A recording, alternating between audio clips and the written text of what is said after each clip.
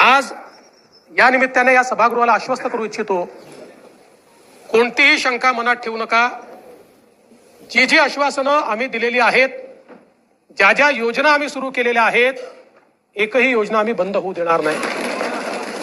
ज्या लाडक्या बहिणींनी महायुतीवर प्रेम दाखवलं, हे अधिवेशन संपल्याबरोबर डिसेंबर महिन्याचा हप्ता त्यांच्या खात्यामध्ये आम्ही टाकतो आणि काहीच बदल नाहीये. नाना, मी या ठिकाणी स्पष्ट करू इच्छितो, कुठलेही नवीन निकष नाहीत. आता तर सगळ्यांनाच टाकतो, पण ऍपरंटली असं लक्षात येत आहे की काहींनी 4-4 खाती उघडलेली आहेत.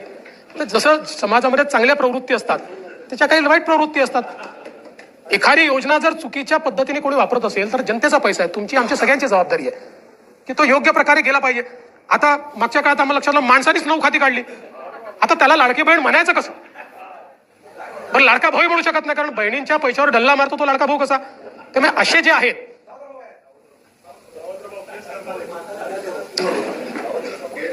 त्यामुळे शेतकऱ्यांच्या संदर्भात आम्ही दिलेली आश्वासनं असतील, युवांच्या संदर्भात दिलेली आश्वासनं असतील, ज्येष्ठांच्या संदर्भात दिलेली आश्वासनं असतील, समाजातल्या वंचितांच्या संदर्भात दिलेली आश्वासनं असतील, ही सर्व आश्वासनं या ठिकाणी आम्ही पूर्ण करणारच आहोत.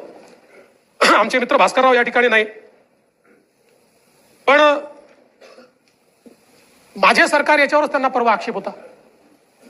आता तसे फार हुशार आहेत ते, इतके वर्ष त्यांनी राज्यपालांचं भाषण देखील ऐकलेलं आहे. कदाचित शाळेत असताना नागरिक शास्त्राला दांडी मारत असतील ते, पण शासन जे चालतं हे मुख्यमंत्र्याच्या नावाने चालत नाही, शासन राज्यपालाच्या नावाने चालतं आणि म्हणून ते माझं सरकार असतं. म्हणून राज्यपालांनी माझं सरकार म्हटलेलं आहे. तथापि माझे मित्र भास्करराव नसल्यामुळे मी त्याच्यावर जास्त या ठिकाणी बोलणार नाही. खरं म्हणजे हे जे अभूतपूर्व अशा प्रकारचं मॅन्डेट आम्हाला मिळालं,